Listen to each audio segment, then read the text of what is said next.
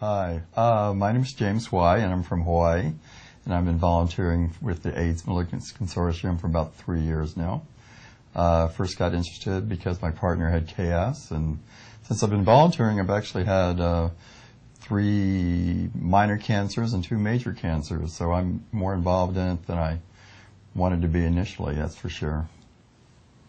And my name is Jeff Taylor. I'm from Palm Springs, and I've been involved with the AIDS Malignancy Consortium for about 10 years now. And like James, I'm a survivor of cancer. I had anal cancer about 15 years ago. I was lucky in that I knew something was wrong, was really aggressive about getting it diagnosed, and was able to get it treated surgically and didn't have to go through chemo and radiation. But I have many friends who weren't so lucky and underwent lots of chemo and radiation. Some had colostomies, and a few have even died from the disease. So, you know, it's really important to me to be involved in furthering the research in this so that people don't have to go through this, because cancer and HIV is still very much with us despite the advances in medications for HIV.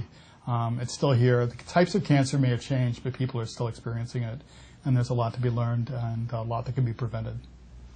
And my 2 major types of cancer are both anal cancer, which I was fortunate enough to get catch very early. The fact that I did catch it early is because I knew about it. And I also had prostate cancer, which may or may not be related to HIV. That's in question at the time. They do know that we're all coming down with cancers a lot sooner than a normal person who isn't HIV positive. And like Jeff says, it's better to catch it earlier, and it's easier to treat. The earlier it's caught, the easier it is to treat, that's for sure. So let me ask you, why do you think it's important to have people like us involved in a research group that's funded by the NIH that does research in AIDS-related cancer? What do you think we bring to the table? I think we bring to the table what it's like to participate in a trial. So the trials are designed for patients, you know, or participants or volunteers, like we like to be called nowadays. I think that really makes a big difference. We also sort of serve as a conscience for the group. You know, we try to make things more practical.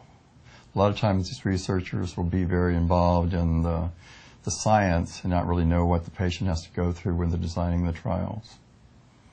Yeah, absolutely. I think when they're focused on the science, they're thinking, you know, how much data can they get from a patient, and how many times do the patient have to come in, how much blood has to be drawn, how many procedures do they have to undergo, and sometimes we kind of serve as a real-world voice of, well, are patients going to do this? Are they going to even show up for the trial? There's no point in designing and funding a trial if patients are not going to join the trial or leave halfway through it because it's not designed in a way that's you know, friendly and feasible for the patient.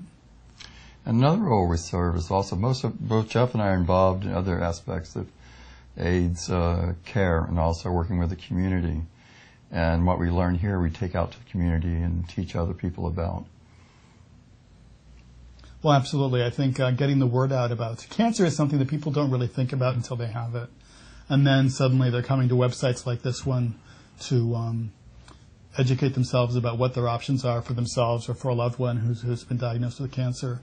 And I think it's important that we're here so we can get the word out to the groups, write articles, and educate people in our own community about the options available to them, and especially participating in clinical trials, because without clinical trials we don't know what works and what doesn't, and it's really important to get that word out so that people will do it, because without the people volunteering to be in the trials, we'll never know what works and what can help save people's lives.